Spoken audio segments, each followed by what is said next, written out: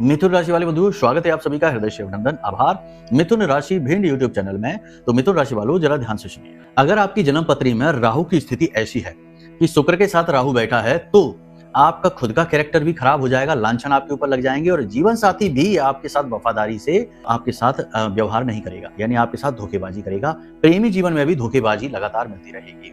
बुध और राहु एक साथ बैठे हैं तो दोस्त यार ही आपको ठगेंगे, आपके साथ फ्रॉड होता रहेगा, लगातार धोखा होता रहेगा और जिस भी व्यवसाय में आप हाथ डालेंगे वही आपको धोखा मिलेगा। गुरु के साथ राहु अगर बैठा हुआ है तो संतान से सुख तो किसी कीमत पर प्राप्त हो ही नहीं सकता है, घर गृहस्थी में भी आग लगी ही रहेगी। सूर्य के साथ यदि राहु बैठा हुआ है तो सरकारी नौकरी तो भूल ही जाओ, पिता का भी सुख नहीं प्राप्त होगा। कहने का मतलब यह है कि राहु की स्थिति ये निर्धारित कर देती है कि आपका जीवन किस दिशा में चलेगा। अब कुछ लोग ये कहते हैं कि गुरुजी हम बहुत मेहनत करते हैं, बहुत प्रयास करते हैं, फिर भी अंत में जाकर हम असफल ही होते हैं, फिर भी अंत में जाकर हमें बुराई ही मिलती है।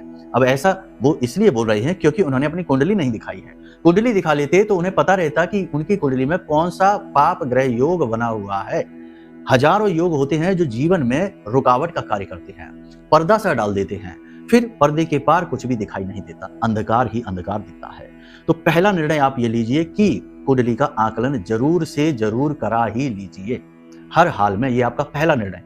प्राचीन काल को याद करिए, जब बालक पैदा होता था, इस संसार में आता ही था, तभी उसके दादाजी भागते थे उसकी डिटेल नोट करके और ज्योतिषी के पास पत्री बना दो, इसकी क्या है इसके जीवन में। सबसे पहला प्रश्न यही है कि आयु पूर्ण है कि अल्पायु है, फिर आगे का बताना।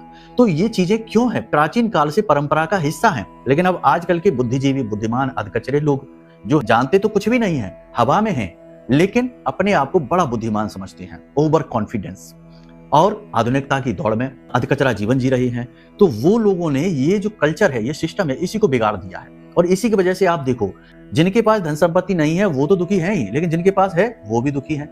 जिनका विवाह नहीं हो रहा वो भी दुखी है, लेकिन जिनका विवाह हो गया वो भी चल नहीं पा रहा। जिनकी संतान नहीं है वो तो दुखी है, लेकिन जिनकी संतान हो गई वो और भी ज्यादा टेंशन में है। तो कहने का मतलब ये है कि अपनी जड़ों से दूर होगे तो दुखी होगे, जड़ों से जुड़ोगे तो सुखी होगे।